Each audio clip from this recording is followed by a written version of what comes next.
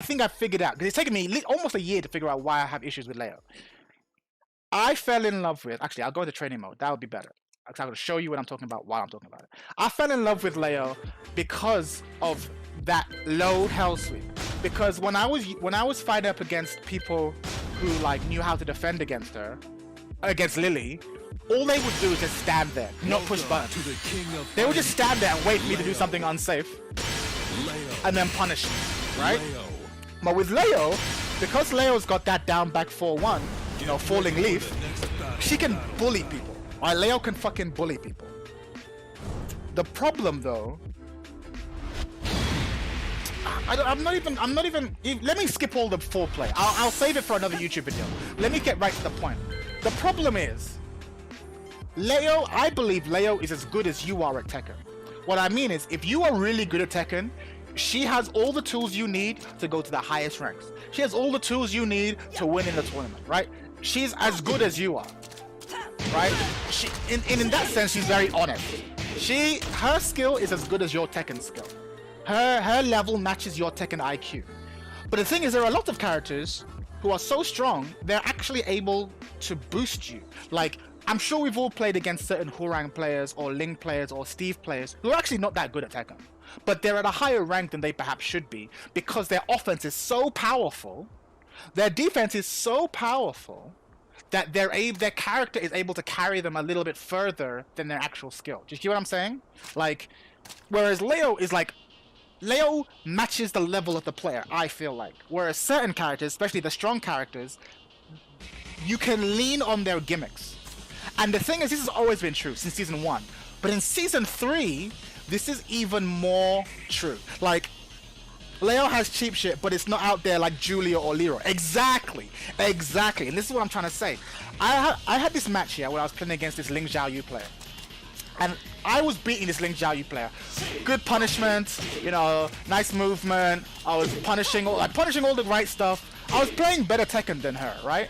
But in my head, I knew that it doesn't matter how good I'm doing. Because all it's going to take is for her to do one sidestep 4, right? One, you know that low sweep? Because she's got rage now. All it's going to take is for her to do one sidestep 4, and she's going to carry me all the way to the wall. She's going to do all this damage, and then when she wakes up, she's going to have that fucking back-turned, unseeable low launcher mix-up. So it doesn't matter if I'm playing better, quote-unquote, Tekken than the Ling player. Simply by virtue of her playing Ling, like, I feel like I'm going to get fucked. And again, if my Tekken skill is high enough, I can overcome that. But the thing is, I'm still a new Tekken player. Like, Tekken 7 is my first Tekken. This is my first fighting game. So even though I've come a long way, like, I'm still learning the fundamentals of Tekken. And like, since the very beginning, but since Season 3, you have to deal with everyone's bullshit. Julia's bullshit, Ling's bullshit, Feng's bullshit, Yoshimitsu's bullshit, Leroy's bullshit, Asuka's bullshit. You gotta deal with everyone's bullshit. And if you don't have... And the thing is, a lot of their bullshit is able to convert to 50% health. Do you know what I mean? Like, when they have the read on you, or when they throw some YOLO shit out, if they're right, that's like 50% of your health. Whereas with Leo, you don't have that fucking YOLO thing. This is probably the closest to a YOLO move you have, right? Like that. Into damage. That's the closest to a YOLO move you have. But it's slow, it's situational, like, it's not quite the same as a lot of other people's YOLO safe bullshit. And it's like, again, it's always been this way, but in Season 3, there's so much of it, and the cost of getting hit by it is so strong that it makes my desire to use a character who is relatively honest like Leo fall down. Like, I don't want to do it. I don't want to use a character like Leo in a game where I have to deal with Leroy's orbital and Ling's sidestep 4 and all that stuff. Like, using Leo just feels fucking exhausting in a game where all these characters have all this other bullshit. Whereas, if I'm using a character who also has bullshit, then I can live with it. I can live with it because, yeah, okay, I'm occasionally gonna get hit with this character's, like, complete horseshit occasionally, but at the same time though, I'm also gonna occasionally do a sidestep 4 and steal the round when I really shouldn't have won. or I'm gonna do a lucky down forward 2-2 at the wall, right? I'm gonna wall bounce them, and I'm gonna take half this fucking health bar just because I managed to land a safe down forward 2-2 with Feng. You see what I'm saying? Leo doesn't have the equivalent of a safe down forward 2-2 with Feng. Like, it's a safe option that if it happens to land, I steal half your health. Like, nothing. All the options that lead to taking half your health with Leo are unsafe. That can lead to big damage, but it's unsafe and it doesn't crash launches, right? That is nice, but it's launch punishable, so it's not safe. It's not a no risk, low reward type thing. You get what I'm saying? Like, and it's that for me, like as an online warrior. That's the problem. Playing Leo feels fucking exhausting in a game where other characters have just such complete horseshit. Right? Thank you! She feels exhausting with Leo. You actually have work compared to Leroy. Leo comes on. Exactly. And again, I don't wanna use too much scrub mentality, because of course, if I was a better Tekken player, I could deal with all that shit, right? Of course, a superior Tekken player can take a character like Leo all the way to the top. God ranks, you know, you can win the Tekken World Tour finals just like Rangchu did with Panda. Like, my argument isn't that Leo is weak. Leo's not weak, and anyone who says Leo's weak is wrong. The problem is the amount of work in order to get the reward just isn't there for Leo. And other people can get the stuff Leo can get way cheaper, right? They can get the stuff way safer, way cheaper, with way less mental effort, either by doing safer moves. Like, again, you know, I always bitch about Asuka, but Asuka's a great example. Asuka's got that, like, can-can, you know, that big can-can kick that she does? And you know what Asuka's damage is like, right? Even without rage, you can take away 50% of your health. Effortless, right? But that's can-can kick. It's fucking safe. It's fucking safe. So if you're like jousting with someone in range 1 to range 2, you can just be like, fuck it, pop kick. And if they block it, who cares, right? We're back in neutral. But if I'm right, oh, all your health is gone. You lose the round, right? And it's like, what the fuck? How is that? How can an option that leads to that kind of damage be safe? It doesn't feel right.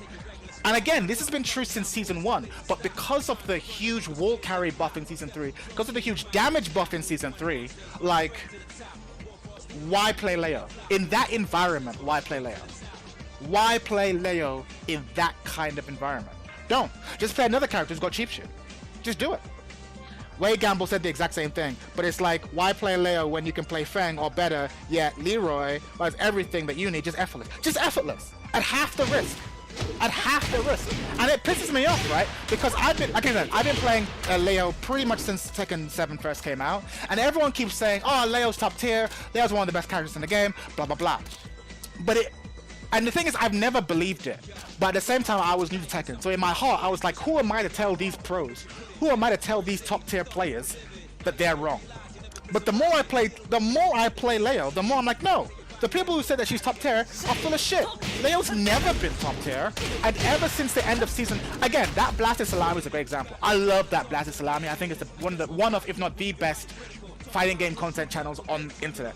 But I had I had a polite disagreement with them at the end of their season 2 Leo video, where they said that Leo, even though Leo got nerfed, even though back 1 got nerfed, Leo was stronger in season 2 than in season 1, because she got all this shit, right? She got all this type of stuff, you know, she got like lots of safer strings, all this type of shit. And I remember saying, fuck off. Like, not fuck off, I was more polite than that because I respect them. But I was like, I agree that Leo is now more interesting in season 2.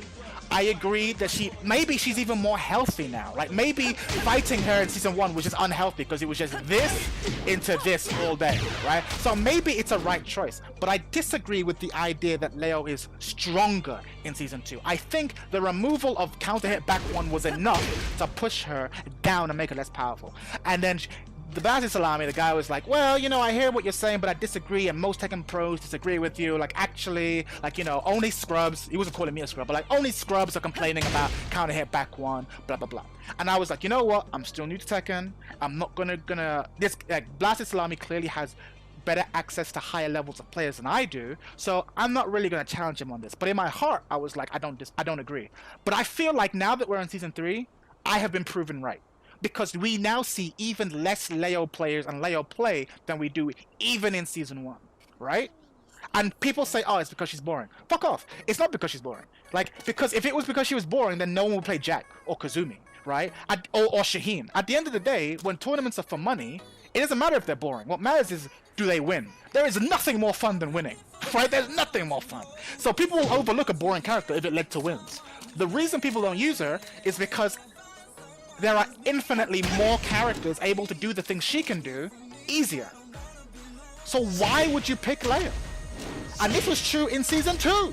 Sorry, I've been skipping your chats because I've been just ranting. But like, that's the thing. And it's like season 3 has just exacerbated issues that existed in season 2, and it just pisses me off. Even back 1, you almost never see Leia on top 8. Exactly. Even with that, she wasn't enough. And here's something else I've learned. And again, pro players don't mention this, but I think this is true. And I usually on YouTube and stuff, whenever I made my tutorial videos, I never gave opinions. I always just said, you know, this move is -6, this move is a high, blah, blah, blah. I kept it to the facts because I'm new to Tekken, right? But I now feel like I've been playing long enough that I can start giving my opinions with some authority, right? In Tekken, there is nothing more important than having a move that you can throw out at this range. This range right here. We're backdashing, we're dancing. You need a move that you can just throw out, right? If this was safe, this would be that move for Leo. But it's not safe, it's like -12 or some shit, right? But you need a move that you can just throw out at neutral. That's why you see me with Feng do forward 2 all the time, right? And you see me use it quite well, because that's all you need sometimes. And for Leo, and the more reward of this option that you get, the better your character. Like famously, Jin has forward 4, right?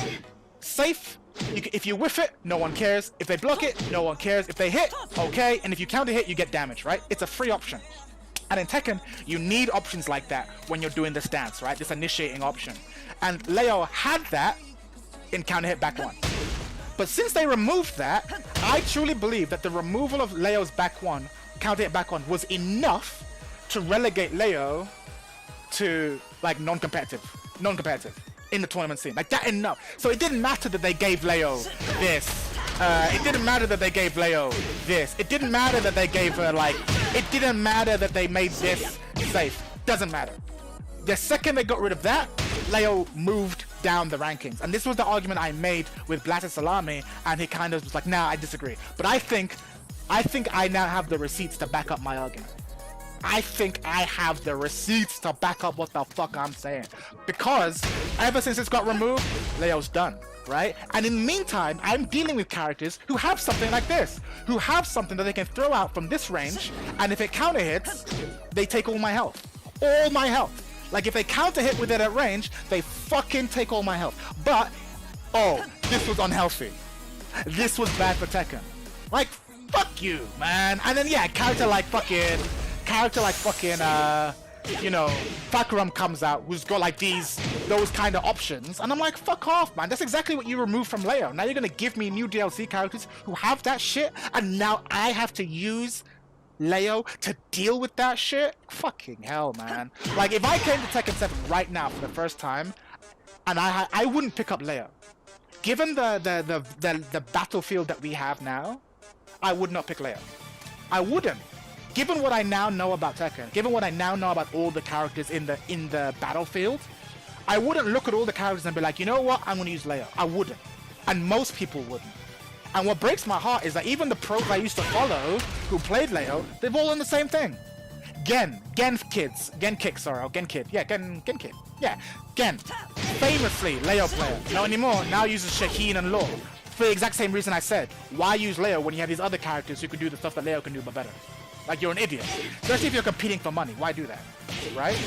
Like, and now I'm moving over to Feng, right? Because what I like most about Leo is her versatility, right? Having tons of different tools and options. But Leo has more tools, Feng has more tools and options at more ranges. Like, at this range, Leo ain't got shit.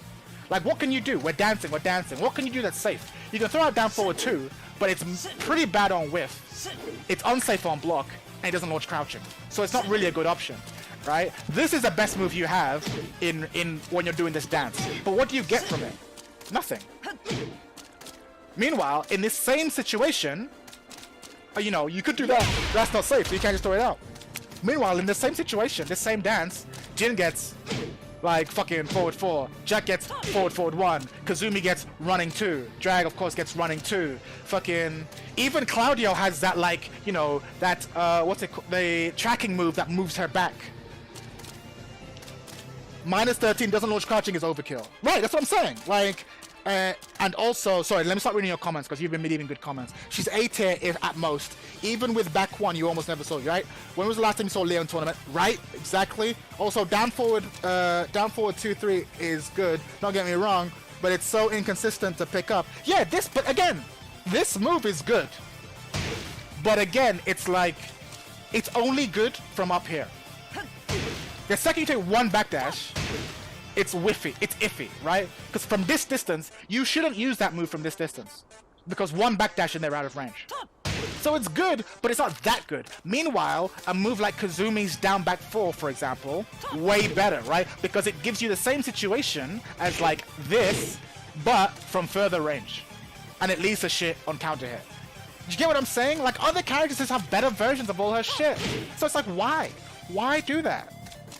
So yeah, that was my long ass rant. That's why you don't see Leo. And but what pisses me off is that I watch videos about other people like, you know, Main Man or K-Swiss or whoever will talk about Leo like, oh yeah, Leo's top tier, or Leo's good, you know, Leo's really good. But they won't address her issues because I don't think they know her issues. Because as has always been the case in season 1, on paper, Leo has everything you need. On paper, she has everything you need. Oh my god, look at the range in her down forward 2. She's got a great hell sweep. She's got this now. On paper, Leo's godlike. But then you go, okay then, well why don't you use her? Because she's boring. No, you don't use her because she's not that good. Because her pieces don't come together in a way that's meaningfully strong. But yeah, that was my rant. That was my rant. Thank you for attending my TED Talk. I had to get it off my chest. I'm probably gonna do another video and post it onto YouTube, like consolidating my thoughts on Leo, because I've had these thoughts, like I said, pretty much since season 1, but I've never had the confidence to like say them. I'm still learning Tekken, right? And enough people at higher ranks and level have disagreed with me, so I've been like, oh, maybe I'm wrong. Let me keep my opinion to myself. But now, fuck it. I'm in season 3 now. Nah, I've seen enough. I've seen enough. This shit. This tool set that she has is not enough to compete in these online streets. Yeah, Leo boring, but Leo is boring too. Y'all use him all day. So I'm saying, man, Shaheen is boring as fuck, but you use him all day because he's good. Shaheen is boring. There's nothing more fun than winning. Yeah, but yeah, I'm done ranting too. Yeah, exactly. I'm done. And the thing is, like, I'll still lose with Feng, but when I lose with Feng, I'm at least like, well, I had options, you know, like, my opponent didn't hit me with anything that I, in theory, couldn't have hit him back with, you know, but, yeah, so, that's where my head is at, alright, it's been a short stream, I'm gonna leave y'all, I need to get that off my chest. I actually feel better now. Thanks for listening to me, thanks for attending my TED Talk, but, yeah, whew. So yeah, I think I might legit be done with Leo, like, full time. At least for the foreseeable future. Because, and it's not because of anything Leo's done. Leo, exactly, therapy. That's what this really is. Like, you guys have been, even just by listening, you guys have been awesome. But like, yeah. It's not because of Leo, and it's not because Leo is weak. It's literally just because the Tekken, the meta has moved on in such a direction that Leo has now been left behind. Leo's left behind. Leo is in season 1 in a season 3 game. And like, for my own mental health, for my own fucking well-being, I cannot keep using Leo in this environment.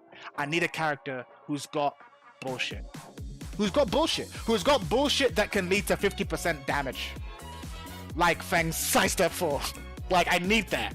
And if your character ain't got that, I got bad news for you, kid. This ain't the game for you. Unless you're Knee, right? Unless your level of Tekken is so high that you can overcome that. And there are players who have that, but that's not me. Not yet. Maybe one day, but that's not me. She's another Lars. Exactly, Unknown Feng.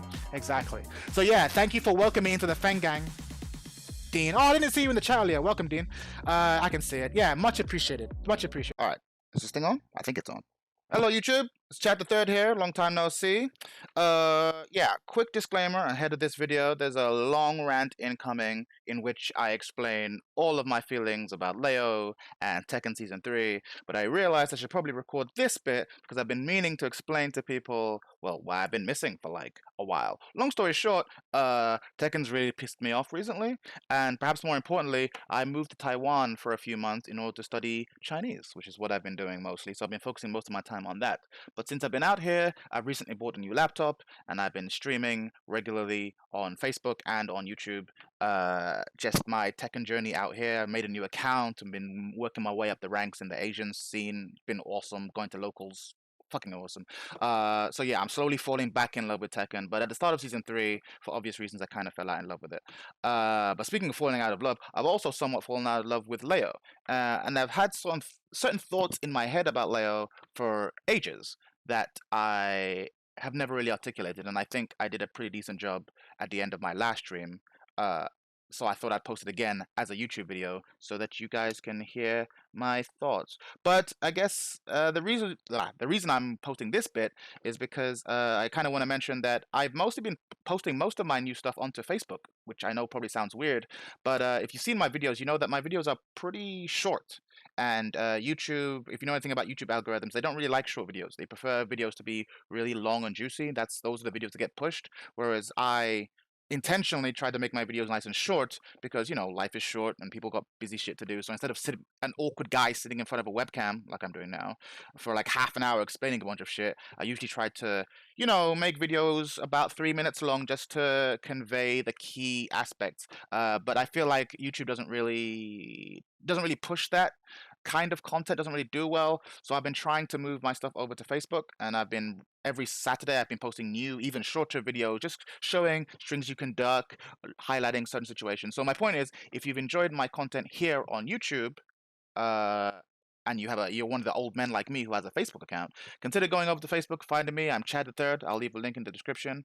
And yeah, I stream there regularly. I post regular memes and also new videos and stuff. So yeah, holler at me over there. Show your support. It'd be great to have you over there. But yeah, that's kind of it.